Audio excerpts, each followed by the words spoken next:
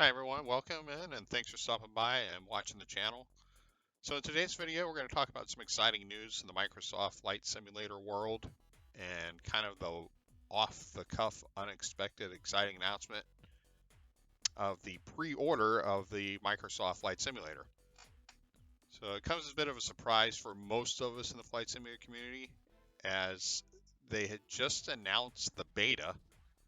And now, right on the heels of that announcement, comes the actual pre-order date for the full version, which is set to release on August 18th. So I guess it's only surprising because I think most of us thought this would be a late 2020 release, maybe towards Christmas and during the holiday Christmas shopping season. But maybe with the current situation, maybe they thought that maybe now was a better time to kind of get that going. So I'm not really sure. They didn't say specifically, of course. My thought is that they'll spend the next few months still tweaking, then just push updates out as needed to get things to where they need to be. So in today's video, I want to talk about a few different important items. Um, items specifically that are on the wish list that I still have some questions about. Number two, system specifications and what I think you'll need and what exactly I did. And then what level of options you should go with. There are 3 different levels. So we'll talk about that. And then also there's some exciting news that I saw earlier today regarding some third-party developers and their participation in the new flight sim. But first, I would respectfully ask that you please subscribe to the channel because if you do, it really helps me out. And if you like the video, please give it a thumbs up. If not, give it a thumbs down. However you feel about it. And then I'd also love to hear your comments. That'd be great. So I do want to preface everything today by saying that unfortunately I was not able to get approved for the alpha team originally. So some of these are going to probably be some easy questions, but they're just answers that I'm not privy to at the moment. And then, I'm just making this video kind of help everybody else out, kind of bring everybody up to speed that doesn't know.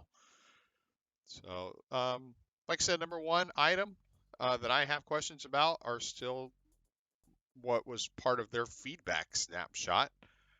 A lot of the questions were answered already. So they put out quite a number of aircraft lists, the airport list. Some things on there were like the damage models and how that works. Again, that stuff may have been in the alpha. I'm just not familiar with it. I did see they had the airports videos, so it looks like the airports are fully functional. I did see in a feed, or a thread rather, that some people had said that taxiway marking signs and hold short lines and things like that are not accurate. So I just don't know. We'll have to kind of see when that comes out. Some other top questions that they had were nav data, which I want to say some of that I think was fixed up already. Again, if not, just leave some comments for me and let me know. And then of course the pre-order timeline, we know what that is now, and the pricing model, we know what that is. So we'll talk about that a little bit. So some other issues that they have were installation issues. I'm sure they're sorting all of that, or sorted some of it anyway. And then really my main questions are ATC primarily. As a real world pilot, I can tell you for sure that interaction with ATC is, that's part of the deal. So I did see in some of the video clips that they do have ATC in there, but that has not been really accentuated. So we'll have to see. Also helicopters. I did see in the introduction video that there are going to be seasons, so that looked pretty cool. And then the shared cockpit functionality. So the next thing I want to talk about is the system requirements on what it's going to take for your PC to handle the new flight simulator. So earlier this year, they released the minimum system specs, and there were kind of 3 different versions of that. So as you can see here, that there are the minimum specs, the recommended specs, and then the ideal specs.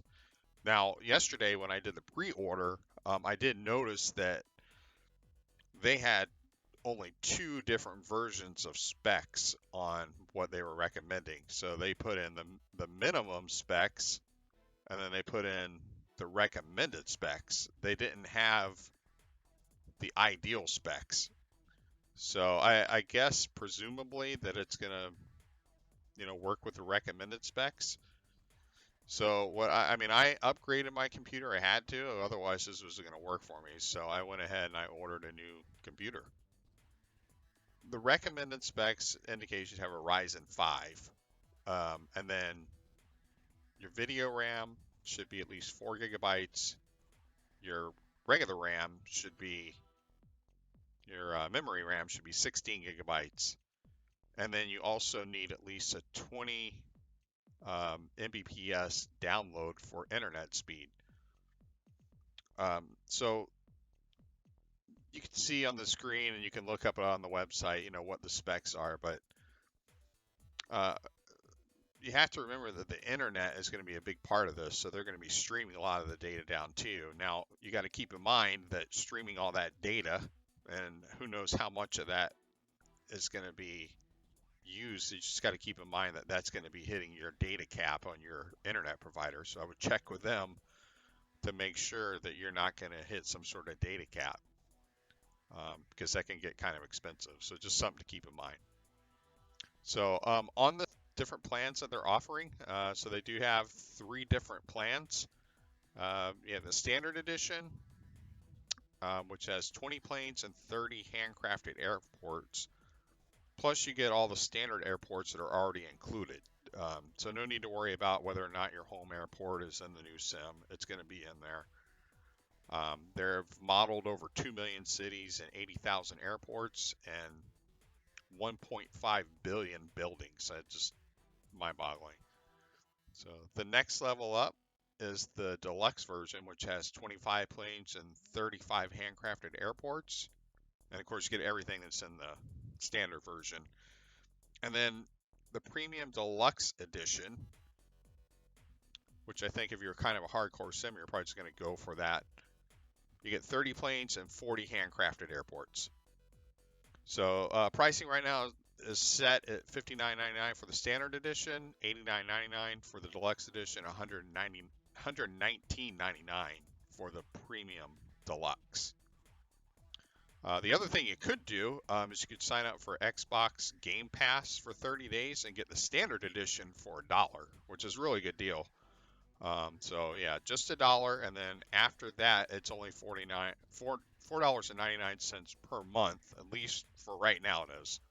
Finally, the other thing I wanted to talk about was the third-party developers put out some releases today. Orbix put out their release saying that they would be fully supporting the new flight sim. The CEO of the company, she put out a statement that she put out on their forum and just said that they're going to be fully supporting, and they're excited. They'll be ready to go to support the new flight sim. So primarily that's it. I do welcome your comments, and anything you want to add to the conversation, please feel free. And again, don't forget to like and subscribe. That is again much appreciated, and we will talk to you next time.